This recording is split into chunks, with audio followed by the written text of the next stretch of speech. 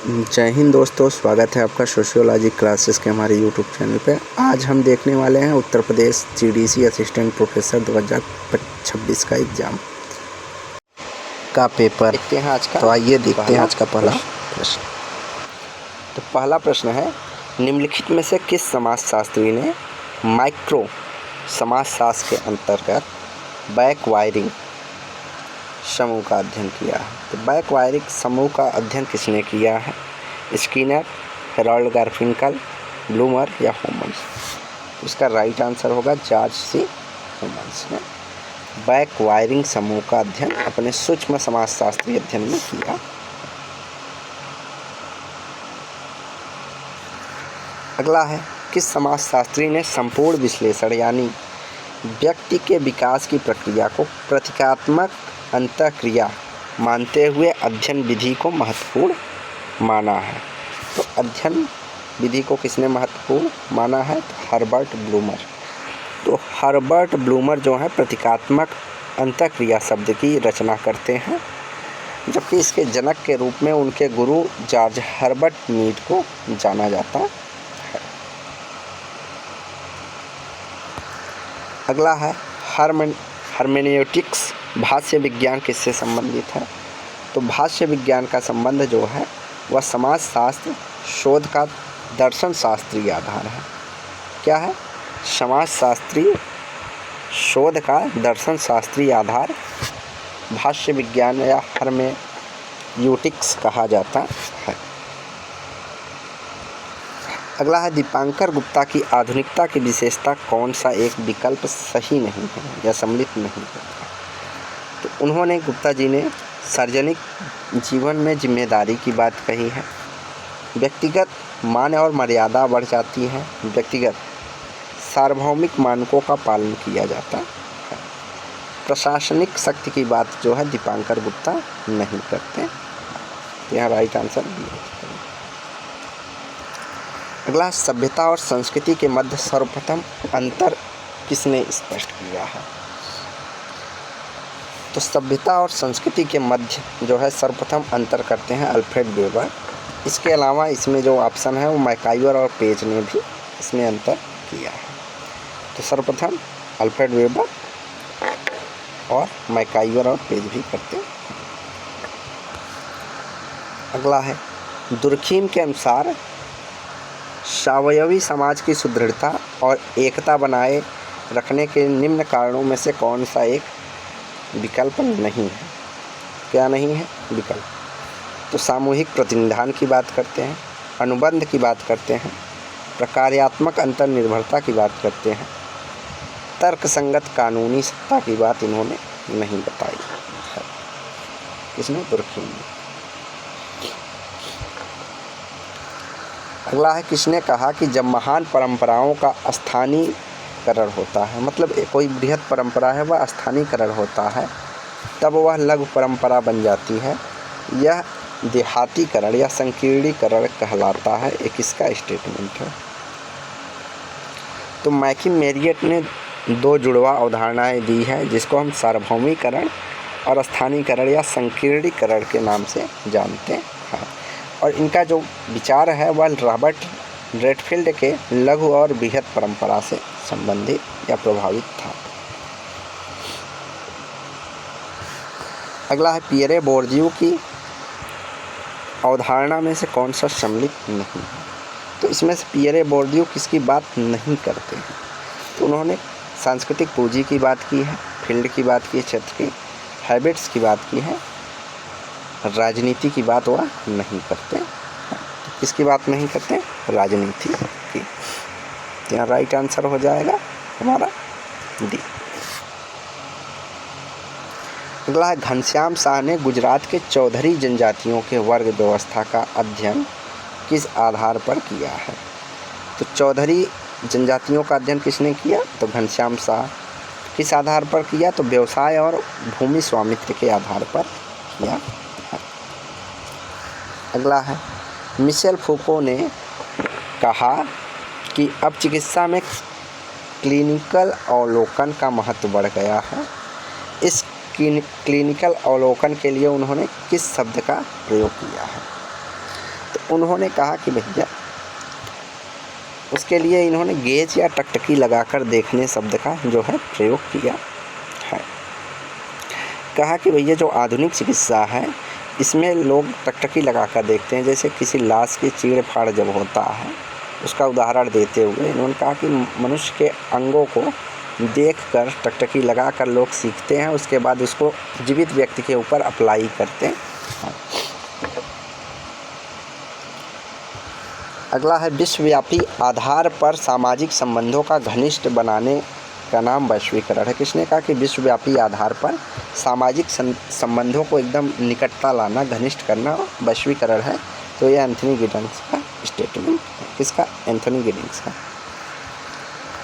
अगला है योगेंद्र सिंह ने अपनी किस पुस्तक में यह विचार दिया कि भारत में मध्यम वर्ग का उद्गम व्यापारीकरण की वृद्धि और औद्योगिक विकास के साथ आया है? तो योगेंद्र सिंह की पुस्तक थी social change in India, crisis and resilience.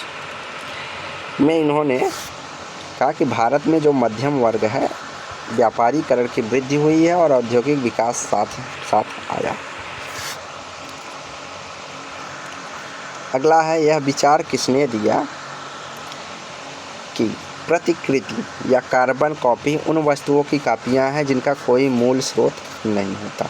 तो जीन बॉड्रिलार्ड कहते हैं कि उत्तर आधुनिक समाज में कोई प्रोडक्ट असली है या नकली है इसका फ़र्क जो है ख़त्म हो चुका है। इतनी उसकी कॉपियाँ प्रतिकृतियाँ बन चुकी हैं कि कौन सा असली है यह जानना बहुत मुश्किल होता है। तो जीन बॉड्रिलार्ड कहते हैं। अगला है ग्रामीण विश्व दृष्टि की अवधारणा किसने दी है? तो ग्रामीण विश्व दृष्टि की बात करते हैं ऑस्कर लेविस। इसको सार्वभौमिक देशीयता भी कहते हैं। क्या? सार्वभौमिक देशीयता।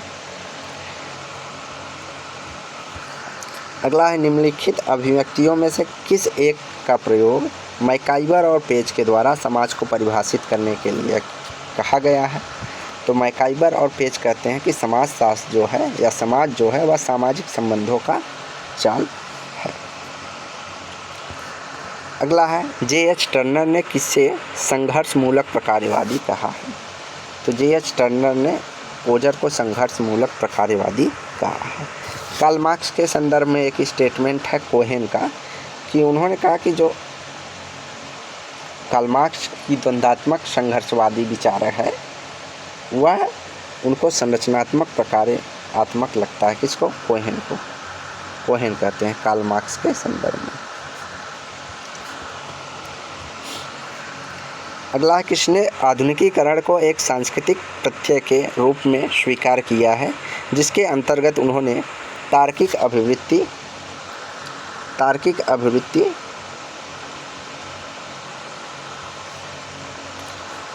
अभिवृत्ति सार्वभौमिक दृष्टिकोण, परानुभूतिक वैज्ञानिक विश्वदृष्टि और मानवता एवं प्रौद्योगिकी की प्रगति आदि को सम्मिलित करते हैं? तो सबसे इम्पोर्टेंट पॉइंट यही है कि आधुनिकीकरण को सांस्कृतिक प्रत्यय के साथ किसने देखा है? तो योगेंद्र सिंह जोड़ के देखते हैं। अगला है संस्थाएं सामूहिक क्रिया की विशेषता बताने वाली कार्यप्रणाली को स्थापित स्वरूप और अवस्था को कहते हैं। तो किसने कहा कि जो संस्थाएं हैं वह सामूहिक क्रिया की विशेषता बताने वाली कार्यप्रणाली को स्थापित स्वरूप अवस्था को कहते हैं? तो आर.एम. मैकाइवर और पेज का यह स्टेटमेंट। अगला है किन्हीं तत्कालिक समस्याओं का निदान ढूंढने के लिए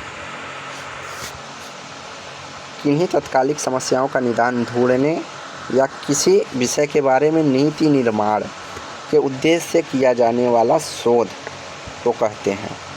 तो नीति निर्माण की बात जहाँ हो जाएगी उसको हम व्यवहारिक शोध कहते हैं।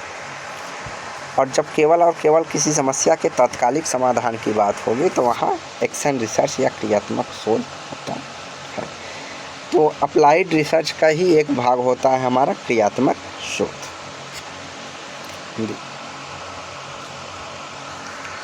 अगला है भविष्य का आदमी कितना ही प्रौद्योगिकी युक्त हो जाए, निश्चित रूप से हमारी गहन मानसिक संरचना की उपज होती है। तो किसने कहा कि भविष्य का आदमी कितना भी प्रौद्योगिकी का प्रयोग कर ले, जो प्रौद्योगिकी का निर्माण करता है वो कहाँ होता है, हमारी मस्तिष्क संरचनाओं की उपज होती है। तो एक क्लाविस लेवी-स्ट्रॉस ने सामाजिक संरचना के संदर्भ में कहा कि संरचना का निर्माण हमारी मस्तिष्क के अंदर होता है, अर्थात मस्तिष्क जो है संरचनाओं के निर्माण की उपज होती है। अगला है बी एस गुहा ने प्रजाति अध्ययन में किस प्रविधि का प्रयोग किया है। तो किस प्रविधि का प्रयोग करते हैं वह मानव मिति सर्वेक्षण का प्रयोग करते हैं बी एस गुहा। अगला है द पॉलिटिक्स ऑफ अनटचेबिलिटी पुस्तक किसकी है। तो यह पुस्तक जो है ओवन लिंच की है। इसमें इन्होंने आगरा के जाटवों का संस्कृतिकरण का अध्ययन करते हैं, जाटवों पर जो है सांस्कृतिक प्रभाव का जो है उसका अध्ययन संस्कृति। अगला है टी.के. उम्मन के सामाजिक आंदोलन के वर्गीकरण निम्नलिखित में से किस एक को सम्मिलित नहीं करते हैं। तो टी.के. उम्मन किसकी बात करते हैं, संगठनकारी की बात की है, करिश्माई की बात करते हैं, वैचारिकी की बात करते हैं, सुधारवादी की बात इन्होंने नहीं की। इसके सुधारवादी की। तो टी.के. उम्मन संगठनकारी, करिश्माई और वैचारिकी की बात करते हैं। अगला है किस अध्ययन पद्धति के अंतर्गत भाषा एवं बातचीत के माध्यम से सामाजिक आचरण का अध्ययन किया जाता है। तो भाषा और बातचीत के माध्यम से, तो निजाती अध्ययन में जाके हम समूह में वहाँ के लोगों से वहाँ की कहानियों, वहाँ के क्रियाओं के बारे में पूछते हैं, तो वह निजाती अध्ययन है। अगला एम.एन. श्रीनिवास ने रामपुरा गांव का अध्ययन करने के लिए किस शोध विधि का उपयोग किया है। तो अर्ध सहभागी अवलोकन विधि का प्रयोग करते हैं। तो सहभागी अवलोकन जो है 3 प्रकार के से होते हैं। एक तो जिसमें व्यक्ति सहभागी अवलोकन बनता है, जाके पूरी तरह उस समूह में रहता है, वहाँ की प्रत्येक क्रियाओं में भाग लेता है, एक तरह से वहाँ का सदस्य बन जाता है। अर्ध सहभागी, तो अर्ध सहभागी में जो शोधकर्ता होता है वह कुछ क्रियाओं में भाग लेता है, लेकिन जो उनकी मूल क्रियाएं, धार्मिक क्रियाएं होती हैं उनमें वह भाग नहीं लेता है, उसका हिस्सा नहीं बनता है, तो उसको अर्ध सहभागी अवलोकन कहेंगे। और तीसरा है असहभागी। असहभागी का मतलब है कि जब शोध करता जाता है और केवल घटनाओं को अपने ऑब्जर्वेशन के आधार पर अध्ययन करता है दूर से, तो उसको असहभागी कहते हैं।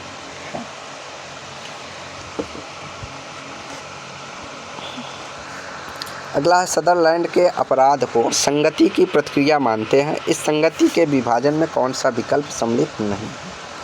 तो सदरलैंड कौन कौन से सम्मिलित करते हैं पहले उसको देख लें।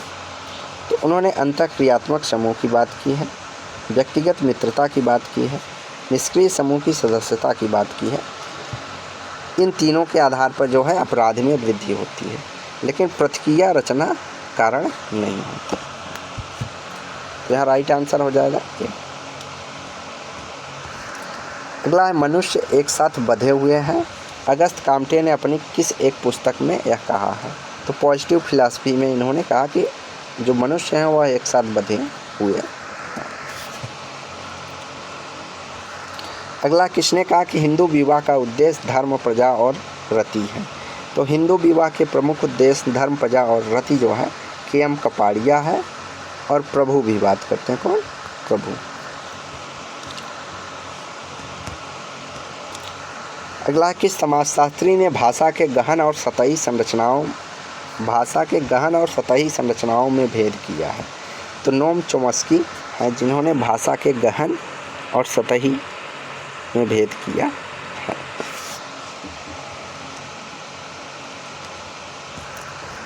अगला है दर्शन की कौन सी शाखा यह बताती है कि ज्ञान क्या है, कैसे हम कुछ चीज़ों को सच स्वीकार कर लेते हैं और कैसे हम उसको स्वीकृत सही ठहराते हैं। तो ज्ञान मीमांसा वह शाखा है जो बताती है कि ज्ञान क्या है, कैसे हम कुछ चीज़ों को सच में स्वीकार करते हैं और कैसे हम उसको स्वीकृति रूप में सही ठहराते हैं। तो यह हमारी ज्ञान मीमांसा हो जाएगी। अगला है निम्नलिखित में से black money and tax haven पुस्तक किसकी है? तो black money and tax haven पुस्तक है आर वैद्यनाथ की। अगला है टाइलर की संस्कृति की विशेषताओं में कौन सा सम्मिलित नहीं? तो टाइलर ने संस्कृति सिर्फ आचरण का नियम है इसकी बात नहीं की है। टाइलर ने संस्कृति और सभ्यता के अंतर्गत मानव निर्मित चीज़ें आती हैं जो अमूर्त होती हैं, तो ये बात सही है। सभ्यता और संस्कृति में इन्होंने अंतर नहीं किया, ये भी बात सही है। सभ्यता और संस्कृति मनुष्य को अपनी आवश्यकताओं को पूरा करने के लिए बनाया गया है, ये भी बात टाइलर करते हैं। केवल आचरण का नियम नहीं है, ये हमारा स्टेटमेंट गलत है, अर्थात यही सही होगा आंसर। अगला प्रगति के बारे में क्या सत्य नहीं है? तो प्रगति एक मूल्य निरपेक्ष अवधारणा होता है, तो नहीं, ये जो बात है गलत है। भाई मूल्य सापेक्ष होता है, क्योंकि हर समाज में प्रगति का जो पैमाना है वह अलग अलग होता है। यह एक निश्चित दिशा में विकास का बोध कराता है, सही बात है। यह एक नियोजित सामाजिक परिवर्तन हो सकता है, ये भी सही है। यह मूल्य सापेक्ष होता है, ये भी सही है। मूल्य सापेक्ष का मतलब होता है कि कोई भी क्रिया ऐसी, जैसे प्रगति हो गया, विकास हो गया, वह उस समाज के कल्चर के अकॉर्डिंग ही माना जाता है। अगला है आधुनिकता की संस्कृति खतरे की संस्कृति है, ये कथन किसका है? तो आधुनिकता की संस्कृति खतरे की संस्कृति, जोखिम सोसाइटी, जोखिम समाज, जोखिम कल्चर की बात जहाँ होगी वहाँ उलरिच बेग है।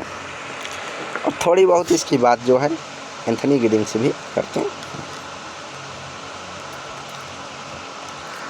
अगला है पास्को एक्ट 2012 के किस धारा में त्वरित विचारण उपलब्ध कराने के लिए विशेष न्यायालयों को अभिहित करने के लिए प्रावधान दिया गया है? तो पास्को एक्ट हमारा धारा 28 से संबंधित है। अगला है सिन पाओ यांग के सामाजिक सर्वेक्षण की प्रक्रिया में कौन सा विकल्प सम्मिलित नहीं? कौन सा इसमें सम्मिलित नहीं होगा? तथ्यों का प्रस्तुतिकरण होगा, तथ्यों के संकलन को शामिल किया जाता है, सर्वेक्षण का आयोजन किया जाता है, लेकिन प्रारंभिक अध्ययन की बात जो है सिन पाओ यांग नहीं करते हैं, तो राइट आंसर हो जाएगा। अगला है किस समाजशास्त्री ने दिया कि हिंदू सामाजिक संस्थाओं का, चाहे वह जाति हो, संयुक्त परिवार हो, हिंदू धर्म से कोई संबंध नहीं है? तो हिंदू धर्म से इसका कोई संबंध नहीं है। किसने कहा है कि भाई हिंदू सामाजिक संस्थाओं का, चाहे वह जाति हो या परिवार, हिंदू धर्म से कोई संबंध नहीं है? तो के.एम. पडिक्कर कहते हैं। कौन कहते हैं? के.एम. पडिक्कर कहते हैं। अगला है किसका मत है कि आविष्कार हमारी आवश्यकताओं की उपज है और संस्थाएं एक एवं सामाजिक परंपराओं का आधार समाज में पाई जाने वाली प्रौद्योगिकी है? तो किसने कहा कि प्रौद्योगिकी निर्धारण करती है, चाहे वह संस्था हो चाहे परंपरा हो, सबका आधार क्या है? प्रौद्योगिकी है। तो यह स्टेटमेंट थर्स्टिन वेबलर का है। अगला है आज की बदलती दुनिया जिसमें हम रह रहे हैं वह एक भगोड़ी दुनिया है जहाँ हम किसी चीज़ का कोई ठिकाना नहीं होता। यह कथन किसका है? तो एंथनी गिडिंग्स है। तो एंथनी गिडिंग्स कहते हैं कि आज वर्तमान में जो दुनिया है इसमें इतने जल्दी से परिवर्तन आता है कि लोगों को एक जगह स्थिर रहने का समय नहीं मिलता है। तो इसीलिए इन्होंने इसको रनवे वर्ल्ड कहा है। क्या? रनवे वर्ल्ड, भगोड़ी दुनिया। अगला है मार्टिन रेन की निर्धनता की परिभाषा में कौन सा एक तत्व सम्मिलित नहीं है? तो बहिर्मुखता की बात, भरण पोषण की बात करते हैं, असमानता की बात करते हैं, आय की बात इन्होंने नहीं की है। किसका? आय की बात। अगला है परिमाणात्मक शोध निम्नलिखित में से कौन सी पद्धति नहीं पाई जाती है? किसने कहा कि जो परिमाणात्मक शोध है अर्थात संख्यात्मक शोध है उसमें कौन सी चीज़ें नहीं आई? सर्वेक्षण होगा, प्रश्नावली होगा, अवलोकन होगा, समूह चर्चा उसमें नहीं सम्मिलित की जाती। तो यह राइट आंसर हो जाएगा हमारा समूह चर्चा। अगला, किस समाजशास्त्री ने यह माना कि किसी भी संस्कृति के बाह्य अन्वेषणकर्ताओं को अपनी संस्कृति के मूल्यों के अर्थ की अपेक्षा उस संस्कृति के स्वयं के संदर्भ में समझना चाहिए। तो यहाँ बात क्या हो रही है? सांस्कृतिक सापेक्षवाद की बात हो रही है। किसकी? सांस्कृतिक सापेक्षवाद की। तो सांस्कृतिक सापेक्षवाद के लिए जाने जाते हैं फ्रेंच बोवास। कौन जाने जाते हैं? फ्रेंच बोवास हो गए, हर्ट्ज़कोविट्ज़ हो गए। इन्होंने संस्कृति के बाह्य अन्वेषणकर्ताओं को अपनी संस्कृति के मूल्यों के आधार पर नहीं, बल्कि जो संस्कृति का अध्ययन कर रहे हैं उसके आधार पर उसका अध्ययन किया जाना चाहिए। ये फ्रेंच बोवास कहते हैं। इसको हम सांस्कृतिक सापेक्षवाद के अवधारणा के रूप में जानते हैं। अगला है, भारत के राष्ट्रपति को संविधान के किस अनुच्छेद के द्वारा अनुसूचित जातियों और जनजातियों के लिए विशेष अधिकार की नियुक्ति का अधिकार होता है? तो किसके द्वारा होता है? 338 के द्वारा। अनुच्छेद 338 के द्वारा भारत के अनुसूचित जो राष्ट्रपति हैं उनके पास एक अधिकार है कि अनुसूचित जाति और जनजाति के लिए एक विशेष अधिकारी की नियुक्ति करें। अगला है, निम्नलिखित में से कौन सा संचार क्रिया सिद्धांत कम्युनिकेटिव एक्शन थियरी और सार्वजनिक क्षेत्र की बात करते हैं या जुड़े हुए हैं? तो दोनों की बात करते हैं, जुर्किन हैबरमास, पब्लिक स्फेयर और कम्युनिकेटिव एक्शन थियरी। अगला है, सामाजिक विकास का सूचक कौन सा नहीं है? तो सामाजिक विकास की बात हो रही है तो प्रति व्यक्ति आय में वृद्धि है, नहीं होगा। ठीक। शिक्षा में सुधार की बात होती है, स्वास्थ्य की सुधार होती है, जीवन की गुणवत्ता की सुधार होगी। तो कौन सा नहीं होगा हमारा? ये नहीं होगा।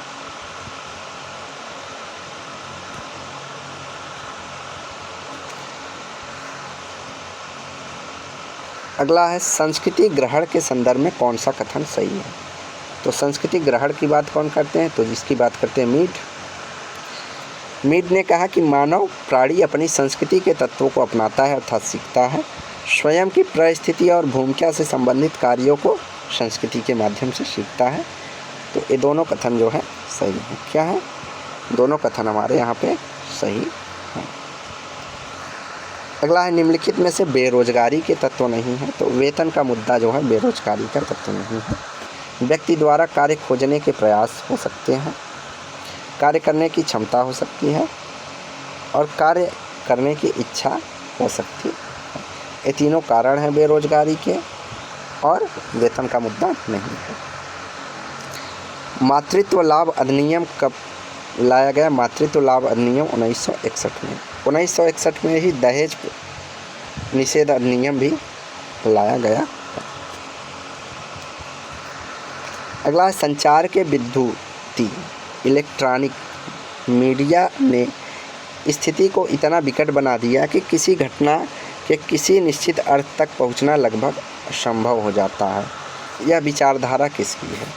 तो जीन बोड्रिलार्ड कहते हैं कि आज के समय में जो संचार का विद्युत तरंगी है, टेलीविज़न हो गया, मोबाइल हो गया, उसने इस तरह की विकट स्थिति पैदा कर दी है कि किसी घटना के पीछे निश्चित कारण क्या है वह हमें नहीं पता चल पाता, क्योंकि अलग अलग मीडिया के चैनलों पे अलग अलग तरीके से चीज़ों को पेश किया जाता है। तो ये जीन बोड्रिलार्ड कहते हैं।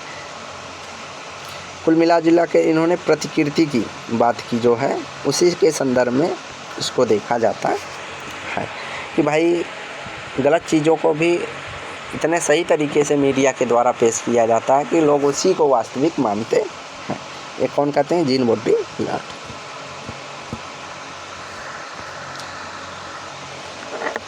अगला है, समाजशास्त्री अध्ययनों में वैयक्तिक अध्ययन पद्धति का सर्वप्रथम प्रयोग किसने किया है? तो वैयक्तिक केस स्टडी मेथड की बात कौन करते हैं? फ्रेडरिक लिपले बात करते हैं। अगला है, किसने प्रतियोगिता को प्रतियोगिता और अनियंत्रित प्रतियोगिता में बांटा है? प्रतियोगिता को नियंत्रित और अनियंत्रित प्रतियोगिता में किसने बांटा है? तो मैक्स वेबर बांटते हैं। अगला है, इरावती कर्वे ने अपने समाजशास्त्री अध्ययन में किस विधि का प्रयोग किया है? तो उन्होंने अपने समाजशास्त्री अध्ययन में भारतीय विधा पद्धति अर्थात पुस्तकों की सहयोग, धर्म ग्रंथों का सहयोग लिया और मानव शास्त्रीय अर्थात क्षेत्रीय कार्य इन्होंने किया है।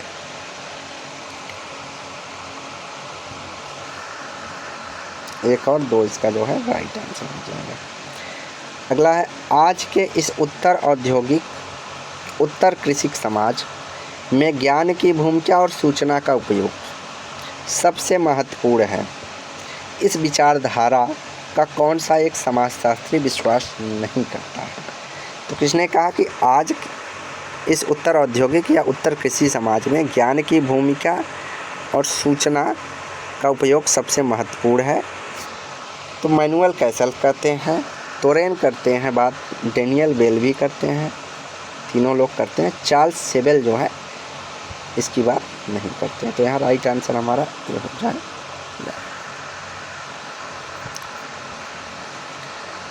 अगला है, बेगारी श्रम बाजार की वह दशा है जिसके अंतर्गत श्रम शक्ति की पूर्ति कार्य करने के स्थानों से अधिक हो जाती है। मतलब मान लीजिए कार्य करने के 4 स्थान हैं लेकिन पूर्ति करने वाले 10 लोग हैं, तो इस लेवल को इन्होंने बेरोजगारी या बेकारी श्रम बाजार की दशा कहा है।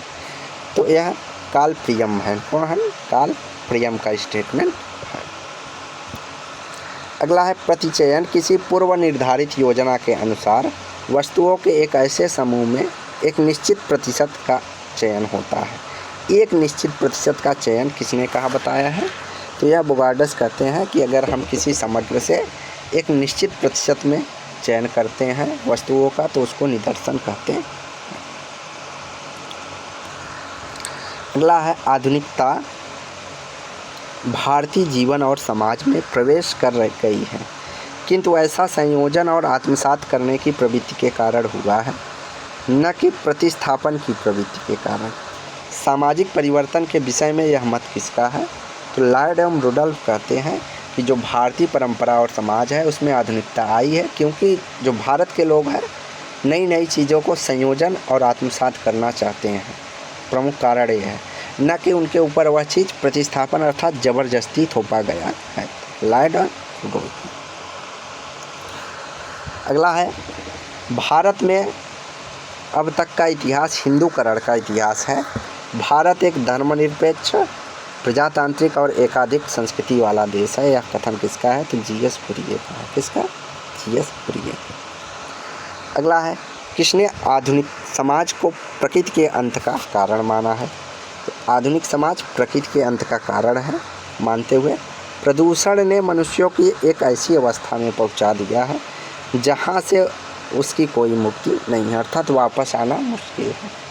तो बिल मैक्किन कहते हैं कि आधुनिक समाज को प्रकृति के अंत का कारण माना जिससे प्रदूषण बढ़ी है और प्रदूषण की एक ऐसी अवस्था मनुष्य के पास पहुंच गई है जहां से हम वापस नहीं आ सकते। बिल मैक्किन। अगला है, हावर्ड बेकर ने 4 प्रकार के बाल अपराधों की चर्चा की है, उनमें से कौन सा नहीं है? तो परिस्थिति जन्य की बात करते हैं, व्यक्तिगत की बात करते हैं, संगठित की बात करते हैं, आकस्मिक की बात नहीं करते हैं। इसके जगह इन्होंने असंगठित की बात कही। तो यहाँ राइट आंसर हो जाएगा हमारा ए। अगला है, जाति के विषय में यह विचार किसने दिया कि जाति के आर्थिक प्रकार का रूपांतरित हो चुके हैं किंतु सामाजिक संगठन एक इकाई के रूप में जाति की अवधारणा को अनुकूलीय समार्थ के कारण आज भी जीवित है। तो किसने कहा कि भैया आर्थिक प्रकार के रूप में अब बदल चुका है जाति, लेकिन सामाजिक संगठन के रूप में अभी भी कार्य करता है? तो दीपांकर गुप्ता जी कहते हैं। वर्ण कन्वेंशन का संबंध है। तो वर्ण कन्वेंशन किससे संबंधित है? प्रतिलिप्याधिकार मतलब कॉपीराइट से संबंधित। अगला है, किसने उत्तर आधुनिकता की अवधारणा में ऐतिहासिक काल और नवीन सांस्कृतिक तत्व सामाजिक दुनिया के बारे में एक नई तरह की सैद्धांतिकरण की बात करते हैं? किसने कहा कि उत्तर आधुनिकता ऐतिहासिक काल में एक नई संस्कृति या युग है? तो युग की बात कौन करते हैं? तो जॉर्ज रिटिजर करते हैं। अगला, किस समाजशास्त्री ने परंपरा और आधुनिकता को अंतःक्रिया के माध्यम से समझने का सुझाव दिया है और यह माना है कि दोनों एक दूसरे को पूरी तरह से प्रभावित करते हैं। तो यहाँ देखिए ये स्टेटमेंट जो है दो लोग देते हैं। परंपरा और आधुनिकता के मध्य अंतर क्रिया की बात करते हैं मैकिमेरियर, और इसी से मिलता जुलता स्टेटमेंट मिल्टन स्पिंकर का भी है। और डीपी मुखर्जी भी परंपरा और आधुनिकता की संयोजन या क्रिया की बात करते हैं। तो यहाँ राइट आंसर जो है मैकिमेरियर है। यहाँ तक कि परंपरा और आधुनिकता के संयोजन की बात योगेंद्र सिंह भी करते हैं। तो यह स्टेटमेंट परंपरा और आधुनिकता को अंतःक्रिया के माध्यम से समझने का सुझाव देते हैं मैकिमेरियर। अगला है जिन परंपराओं का उल्लेख धर्मशास्त्रों में मिलता है, जिनकी विषय वस्तु शास्त्रीय एवं सांस्कृतिक है, जो लिखित व्यवस्थित चिंतनशील हैं, जिनका दायरा संपूर्ण देश में फैला है, उस परंपरा को कहते हैं। तो उसको हम बृहद परंपरा कहेंगे। अगला है सामाजिक बहिष्कार अवधारणा किसने दिया है? तो सामाजिक बहिष्कार अवधारणा सर्वप्रथम रेने लेनोयर महोदय ने दिया। अगला है WIPO कॉपीराइट संधि किन अतिरिक्त विषयों में कॉपीराइट संरक्षण प्रदान करती है? तो अतिरिक्त विषय की बात कर रहा है तो कंप्यूटर प्रोग्राम और डेटा सामग्री के संकलन में यह कॉपीराइट संधि देती है। अगला है किस समाजशास्त्री ने उत्तर आधुनिकता में सांस्कृतिक बाहुलता के कारण पूंजीवाद को मानते हैं? पूंजीवाद संस्कृति का नाम मुनाफाखोरी और ठगी कर रहा है। तो किसने कहा है मुनाफाखोरी और ठगी की बात? तो फ्रेडरिक जेम्सन जो है सांस्कृतिक बाहुलतावाद की बात करते हैं और कारण कहते हैं पूंजीवाद का उदय हुआ और यह लोगों को मुनाफाखोरी और ठग रहा। परिवार के 4 प्रकारों यौन व्यवहार, प्रजनन प्रक्रिया का विनियमन, सामाजिकरण, सुरक्षा तथा स्नेह की बात कौन करते हैं? तो यह मेटा स्पेंसर जी करते हैं। कौन? Meta Spencer. यौन व्यवहार, प्रजनन प्रक्रिया की विनियमन, सामाजिकरण, सुरक्षा और स्नेह, परिवार के 4 प्रकार की चर्चा मेटा स्पेंसर करते हैं। अगला इरावती कर्वे द्वारा वर्ण व्यवस्था के सामाजिक विभाजन का आधार किसे माना जाता है? तो इरावती कर्वे ने जो वर्ण व्यवस्था का सामाजिक विभाजन किया था वह सोपान क्रम में किया।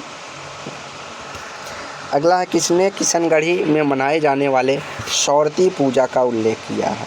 तो किशनगढ़ी ग्राम का अध्ययन करते हैं मैकिमेरियर और सौरती पूजा अर्थात स्थानीय परंपरा के आधार पर सौरती पूजा का अध्ययन किया। मिशेल फूको के अनुसार व्यक्ति क्या है, मालिक या मातहत? इसका निर्णय कौन करता है? तो इसका निर्णय समाज का ज्ञान करता है कि वह समाज किस व्यक्ति को मालिक मानता है, किसको मातहत या कमज़ोर वर्ग या दास मानेगा, या समाज के ज्ञान या समाज के आधार पर ही निर्धारित होता है। अगला है एक अस्थायी केंद्रीय विचार जो उपयोगी खोज का आधार है, कार्यवाहक परिकल्पना माना जाता है। तो अस्थायी केंद्रीय विचार जो उपयोगी खोज का आधार होता है उसको कार्यवाहक परिकल्पना व करते हैं PV यंग। अगला है वर्ण व्यवस्था भारतीय समाज में और कुछ न हो करके एक समाजशास्त्री कल्पना मात्र है। वर्ण व्यवस्था को किसने कल्पना माना है? और इसका जो है यथार्थ अर्थात वास्तविकता से कोई लेना देना नहीं है। कौन कहते हैं? KM परिकर कहते हैं। अगला किस समाजशास्त्री ने जनसंचार साधन को सामाजिकरण का मुख्य अभिकरण माना है? तो जनसंचार का साधन सामाजिकरण का मुख्य साधन मानते हैं एंथनी गिडिंग्स। अगला किसने कहा एक ही विवाह, जो एक विवाह ही परिवार का सच्चा स्वरूप है, रहा था, रहेगा? इसकी बात करते हैं मालिनोवस्की। अगला किस समाजशास्त्री ने माना कि समाज को एक बंधन में बांधने का काम भाषा का खेल है? लैंग्वेज गेम्स की बात कौन करते हैं? तो भाषा का खेल लैंग्वेज गेम की बात करते हैं जीन लियोटार्ड। अगला किस समिति की सिफारिश पर सभी राज्यों के लोकतांत्रिकरण लोकतांत्रिक विकेंद्रीकरण की प्रक्रिया के तहत पंचायती राज संस्थाओं के गठन की प्रक्रिया प्रारंभ होती है। तो बलवंत राय मेहता समिति जो है 1959 में बनाई गई थी। इसने कहा कि लोकतांत्रिक विकेंद्रीकरण जो है पंचायती राज व्यवस्थाओं के गठन प्रक्रिया प्रारंभ होती है। इन्होंने त्रिस्तरीय पंचायती व्यवस्था की बात कही थी। अगला, किस पंचवर्षीय योजना ने जनजातीय विकास खंडों का प्रादुर्भाव हुआ था? तो पंचवर्षीय योजना जिसमें जनजातीय विकास खंडों का उदय हुआ था, तो तृतीय पंचवर्षीय योजना। अगला है, संरचना कोई परीक्षण योग्य यथार्थ नहीं है, अर्थात संरचना का कोई वास्तविकता से लेना देना नहीं है। यह एक तार्किक आधार पर निर्मित एक अमूर्त प्रतिरूप या मॉडल है जिसकी रचना घटना के विश्लेषण के द्वारा होती है। किसने कहा? तो लेवी स्ट्रास ने कहा कि भैया संरचना जो है एक मॉडल है। क्या है? मॉडल। लेवी स्ट्रास। एक निदर्शन जैसा कि इसके नाम से ही स्पष्ट होता है कि समूह का एक अपेक्षाकृत लघु प्रतिनिधि है। निदर्शन समूह का अपेक्षाकृत एक लघु प्रतिनिधि है। यह कथन किसका है? तो गुडे और हार्ट का। अगला है, जाति व्यवस्था और कुछ न होकर नातेदारी का फैलाव मात्र है। जाति व्यवस्था और कुछ न होकर नातेदारी का मात्र फैलाव है, इरावती कर्वे कहते हैं। अगला, मैनुअल कैसल के अनुसार सूचनात्मक पूंजीवाद का आरंभ अमेरिका के किस दशक में हुआ है? तो सूचनात्मक पूंजीवाद की बात 1970 के दशक से शुरू होता है। कौन कहते हैं? Manual castle. अगला, भ्रूण लिंग निर्धारण हेतु परीक्षण को नियंत्रित करने के लिए प्रसव पूर्व परीक्षण तकनीकी अधिनियम कब अपनाया गया? तो यह 1994 में अपनाया गया। अगला, अलगाव युक्त श्रम एक ऐसी स्थिति है जिसमें वेतन भोगी जो है अपनी उत्पादन प्रक्रिया और उत्पादन तथा उसके विक्रय पर कोई नियंत्रण नहीं होता। एक कार्ल मार्क्स कहते हैं। अगला, सामाजिक सोच खोज में किस विधि को सामाजिक सूक्ष्मदर्शी कहा गया है? तो सामाजिक सूक्ष्मदर्शी माना जाता है व्यक्तिक अध्ययन विधि। अगला, गारफिंकल ने अपने किस का उल्लेख नहीं किया? अपनी अवधारणा में किसका उल्लेख नहीं करते हैं? तो उन्होंने तार्किक जवाबदेही और व्यवहारिक समाजशास्त्री तर्क की बात की।